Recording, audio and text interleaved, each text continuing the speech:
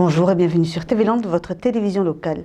Dans notre édition de ce lundi 7 décembre, nous vous parlerons tout d'abord de banque alimentaire, du concours de Tourin des fêtes de Léon, du Rip Curl Challenge Nord d'Ossegor et nous vous donnerons des idées cadeaux de la boutique au fil des jours avant de clôturer notre journal par le métier de Community Manager. Mais avant de débuter notre édition, un point des régionales. 3 listes seront présentes pour le second tour. Le Parti Socialiste, l'Union de la Droite et du Centre, ainsi que le Front National. Je vous propose donc de retrouver leur programme après chaque journal. Parlons maintenant de la banque alimentaire. Elle était, comme tous les ans, présente fin novembre dans chaque grand magasin afin de collecter un maximum de denrées alimentaires pour subvenir aux besoins des associations humanitaires. Un dispositif logistique bien rodé. Regardez. La banque alimentaire est arrivée en France il y a à peu près 25 ans. Donc on a commencé à faire notre première collecte à Dax, 5-6 ans maximum après que la banque alimentaire existe. Et on a récolté donc on va dire une quarantaine à cinquantaine de kilos. Voilà. Et 20 ans après, nous sommes en 2015, 20 ans après, eh bien on récolte sur l'antenne de Dax, on va récolter 70 tonnes sur 2 jours, le vendredi et le samedi. Ce week-end, s'est mobilisé des centaines de bénévoles prêts à prêter main forte sur la collecte de l'année 2015. Une intervention qui s'intensifie chaque année, de quoi rassurer les associations d'aide alimentaire. Ici par exemple, sur Dax et sur Mont-de-Marsan, dans tout le département des Landes, on sert à peu près une soixantaine d'associations. Croix-Rouge, Secours catholique, Secours populaire, les CCAS, le marché des familles, le logis Saint-Vincent, l'arbre à pain, enfin des épiceries sociales, toutes les associations qui ont une vocation à servir une aide alimentaire, en fait, se servent à la banque alimentaire. Quelque part, nous sommes un peu les grossistes de l'alimentaire au niveau humanitaire. Et c'est vrai que la symbolique de donner un produit alimentaire, c'est quand même très fort parce que dans les besoins de l'être humain, le premier, c'est quand même manger. C'est celui qui est le plus important. Et satisfaire celui-là sans aucune idée d'argent derrière, enfin moi en tout cas, et nous, à la banque alimentaire, ça nous va bien et c'est le sens profond de notre engagement. Une organisation est mise en place afin d'assurer au mieux la marchandise récoltée dans les magasins. Alors, le circuit d'un produit pendant la collecte, eh bien, c'est tout simple. Il part d'abord du rayon de la grande surface. Les gens qui entrent dans les grands magasins, ils sont sollicités par nos bénévoles et on leur donne un prospectus. Sur ce prospectus, il y a indiqué les produits que nous souhaitons collecter. Nous sommes en période de Noël, donc les gens ont envie de donner et de partager ce qu'ils aiment, c'est-à-dire des bonbons au chocolat, des gâteaux, de tout, en fait, tout ce qui concerne le plaisir des fêtes de Noël. Et parmi ça, en fait, on ne demande pas des produits en plus de chair, on demande des produits de première nécessité. Les pâtes, le riz, l'huile, le sucre, voilà, ce sont les produits de base. On a 44 magasins exactement, donc les 15 camions tournent pendant les 2 jours et vont chercher auprès de ces 44 magasins ces denrées alimentaires. Ça arrive ici au dépôt, ici à Dax, là où nous sommes, et c'est trié par une cinquantaine de personnes qui sont toujours présentes, et c'est trié par catégorie. Et là où la difficulté commence à devenir particulière, c'est pour les produits qui ont une DLC. Par exemple, tous les produits, les petits pots bébés, etc. Et donc on a une équipe qui minutieusement trie par date de DLC tous les produits et les range mois par mois de façon à pouvoir les faire partir en fonction des DLC. Outre cet aspect de solidarité, cette collecte transmet un vrai sens du partage. Ce que nous récoltons pendant un week-end sert bien sûr à donner à manger à ceux qui ont faim. Et on sert aussi la solidarité et la transmission par rapport à nos enfants, puisqu'on leur enseigne comment prendre quelques heures de leur temps. Et c'est difficile, mais on y arrive. Voilà, ça c'est ma grande satisfaction. Pour réveiller vos papilles, je vous propose de faire un détour aux fêtes de Léon pour un concours de soupe. 3 juges ont goûté différents tourins spécialement mijotés par des amateurs léonais et ont désigné leurs préférés.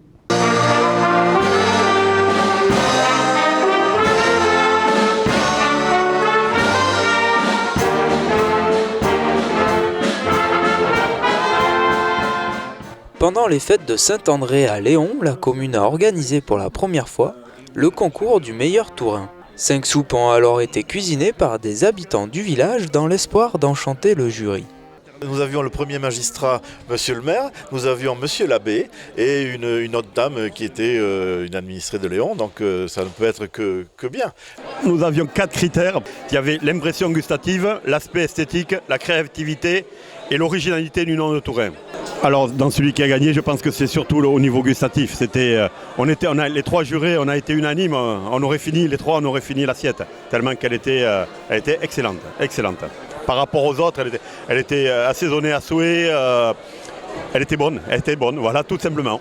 Et c'est le premier adjoint au maire, monsieur Lartigot, qui remporte haut la main ce concours avec une note de 18 sur 20. Mais quel est son secret ? Je pense que c'est le côté crémeux de la soupe, puisque j'avais mis du mascarpone dedans. Donc le tourin qui est une spécialité gasconne, hein, on peut le faire à la tomate et au vermicelle, et on peut aussi le faire, mais il n'y en avait pas là, mais on peut le faire aussi à l'ail, le tourin à l'ail. Voilà.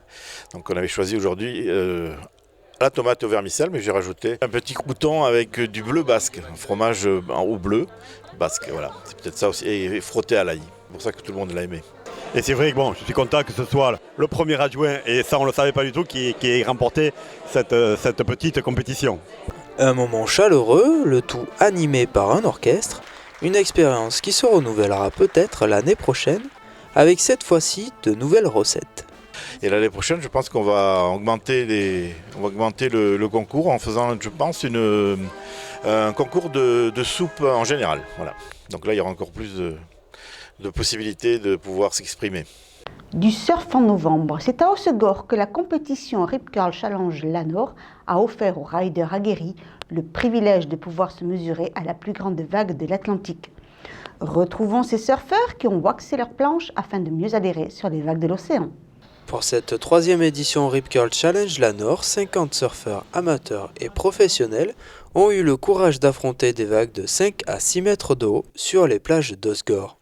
On a eu des super vagues ce matin, là le vent il vient un petit peu de tourner, mais les conditions étaient vraiment optimales ce matin, il y a encore des super vagues à prendre, le soleil est là, il y a vachement de monde sur la promenade alors qu'on est un lundi, tous les 50 surfeurs ont répondu présent à l'appel, il y a des surfeurs de grosses vagues comme Pierre Rollet, il y a Justine Dupont, il y a Liane Curen, on a vraiment un très beau plateau de surfeurs reconnus dans ce type de grosses vagues, donc on est gâtés, ils sont là et tout le monde est là pour la fête du surf, se regrouper, il n'y a pas de pression. C'est vraiment un événement où ils sont tous à l'eau à prendre des grosses vagues avec le stress, la peur au ventre, mais en se faisant plaisir. Je me suis fait plaisir, j'ai pas eu les vagues de ma vie, mais c'était cool. J'ai pas pêché pendant 1 heure dans l'eau, donc ça c'est le principal. C'est pas une compétition agressive là, c'est sûr qu'il y a une bonne ambiance dans l'eau. Donc quand il y en a un qui est mieux placé que l'autre, on le supporte en criant, en le motivant, et puis après il y a un petit challenge entre nous, on se bataille, on rigole, c'est vraiment agréable. Il faut se lancer, c'est de l'adrénaline, c'est voilà, plusieurs en plus, il n'y a pas lieu d'avoir peur, donc c'est voilà, de l'engagement, montrer aux autres que tu as pris la plus grosse vague, c'est toujours, je sais pas, ça délivre un plaisir différent que dans les petites vagues, c'est pour ça qu'on est tous ici aujourd'hui. Moi j'ai eu une grosse vague, j'étais contente parce que j'ai vu la grosse qui arrivait, mais elle était pas jolie, mais elle était plus grosse que les autres, donc je me suis dit allez tant pis, je la prends quand même. Sur cette vague j'ai vu que j'étais placée pile au bon endroit et que la vague pouvait me porter, donc c'était parfait pour la prendre. Après c'est mieux quand elle ouvre et quand elle est très jolie et qu'on puisse la surfer jusqu'au bout, dessiner, faire les trajectoires, des manœuvres et tout. Et après j'ai eu une autre vague, donc voilà, le but c'est d'avoir 2 vagues, j'ai eu 2 vagues, je suis contente, puis c'est cool, c'est vraiment une compétition hyper sympa, être avec tout le monde dans l'eau, j'étais avec mon shaper dans l'eau, Rob, on parlait avec les copains, donc c'est parfait.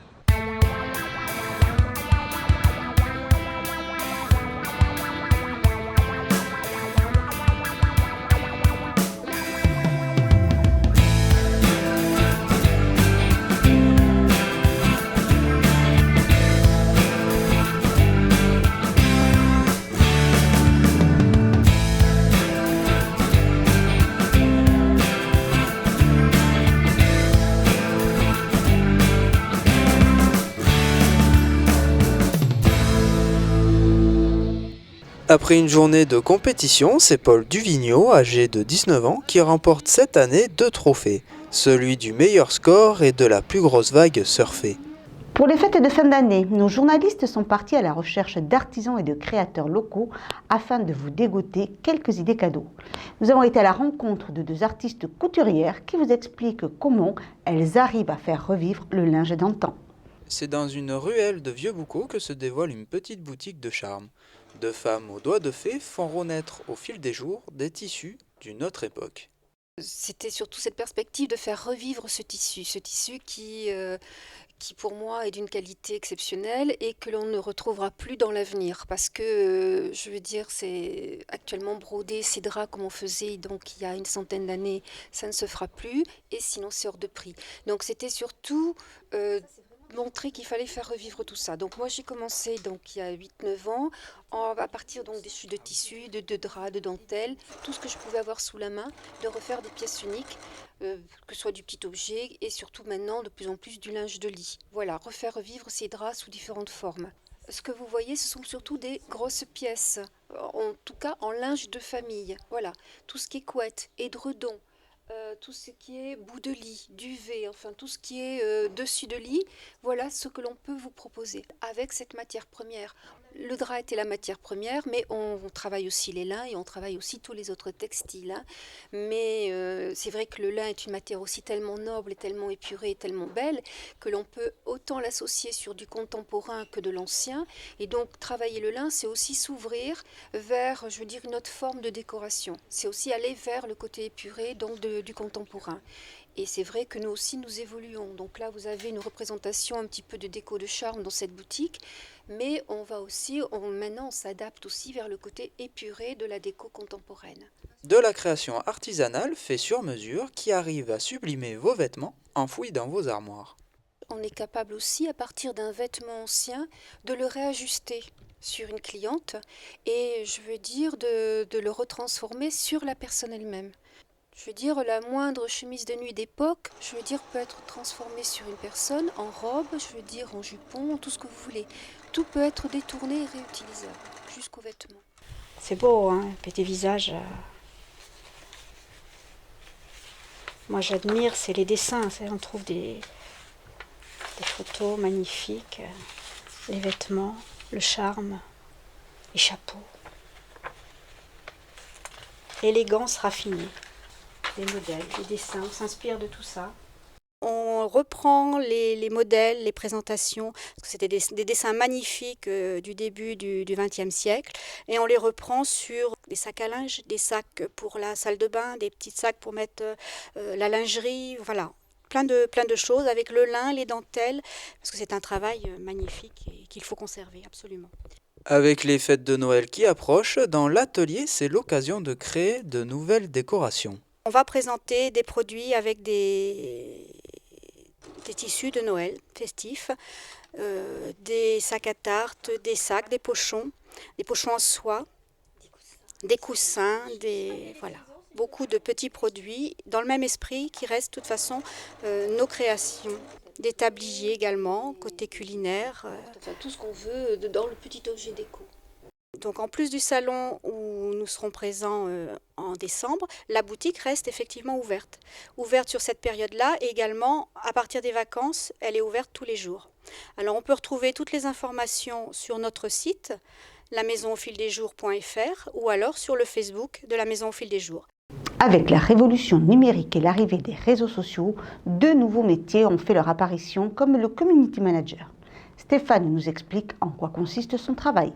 Stéphane a 40 ans, il aime la pêche, le théâtre et son métier. Stéphane est community manager. Je gère les réseaux sociaux de ma société qui est spécialisée dans la pêche et les loisirs de plein air. J'anime une communauté web en postant des photos, des vidéos. En fait, je dynamise l'image de mon entreprise. Le web n'a donc aucun secret pour Stéphane. Il sait aussi analyser les statistiques et bien écrire. Il n'y a rien de pire que des articles pleins de fautes d'orthographe sur le web, alors je m'applique. Comme je suis toute la journée sur les réseaux sociaux, je passe un peu pour le fainéant de service. Yeah, Brad Pitt vient d'aimer ma vidéo. Tu ferais mieux de bosser un peu. C'est un nouveau métier pas forcément très bien compris, mais aujourd'hui, quelle société peut se permettre de ne pas être sur le web? Stéphane était comédien avant de devenir community manager, mais des formations en alternance existent pour faire ce métier et gagner environ 2000 € par mois. On en recherche 300 par an et des offres sont disponibles sur beautravail.org. Oui, boss, Brad Pitt était sur notre page. Oui, boss. C'était Beau Travail avec le MEDEF. Voilà, cette édition est maintenant terminée. Je vous remercie de nous avoir suivis. Je vous souhaite en attendant de vous retrouver mercredi pour un nouveau journal de TV Land de votre télévision locale, de passer une excellente journée.